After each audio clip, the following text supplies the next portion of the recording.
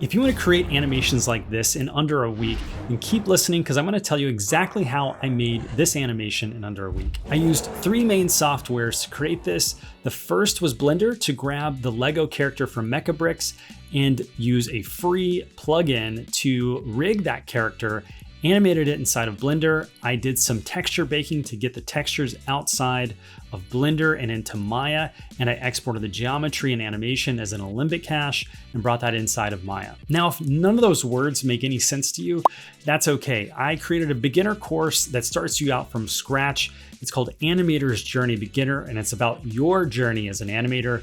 And I know what it was like, so I created it for someone like you who has no idea what I'm talking about. But anyway, there's still stuff that you can learn from this video. So once I brought the Lego character inside of Maya, then that's where I brought my other character, which I found for free online. You can find the link to it below me in the description. And I used that character for the real Hulk, and I basically animated both Hulks in one scene for the entire short. And then I used Camera Sequencer to find the camera angles that I wanted. There was a lot of double cutting where I basically used the same animation repeatedly, and there was overlapping shots so I could get the most out of the limited animation that I did in a short amount of time, because I wasn't really going for like high quality here. I just wanted to get something fun out and experiment with, see how fast I could animate something. For the environments, I used Kitbash 3D, which you can buy entire kind of ecosystems of environments, and I used that to populate the scene. Then I used ZooTools to convert all the shaders to Redshift, because I was using a Redshift renderer because I have a nice GPU and I wanted to render things fast.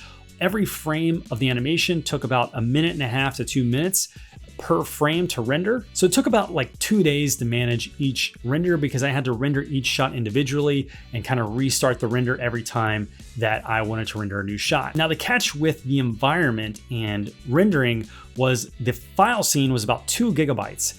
And I needed a way to reduce that. And Redshift proxies was an amazing way to do that, because I could take this really complicated environment, which even used instances. It wasn't all full geometry. There were instances like copies of itself. So to reduce the memory, but even then the file size was 2 gigabytes and was crashing a lot. So what I did was I used Redshift proxies to create a proxy of the environment.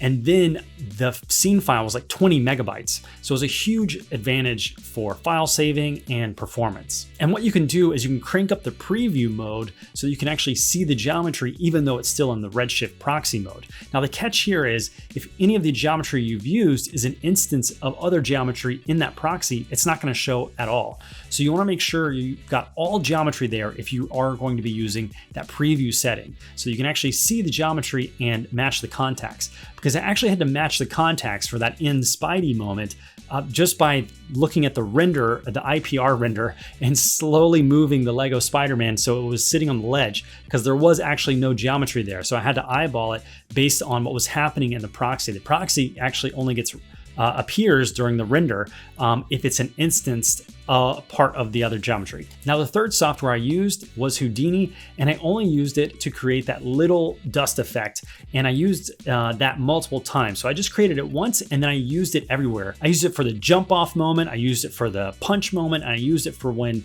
he smashed through the building, and for that hole in the building. I didn't do anything fancy. I just used a surface shader with a plane, and I intentionally blurred it out so you couldn't really see that that was just a black plane with a surface shader.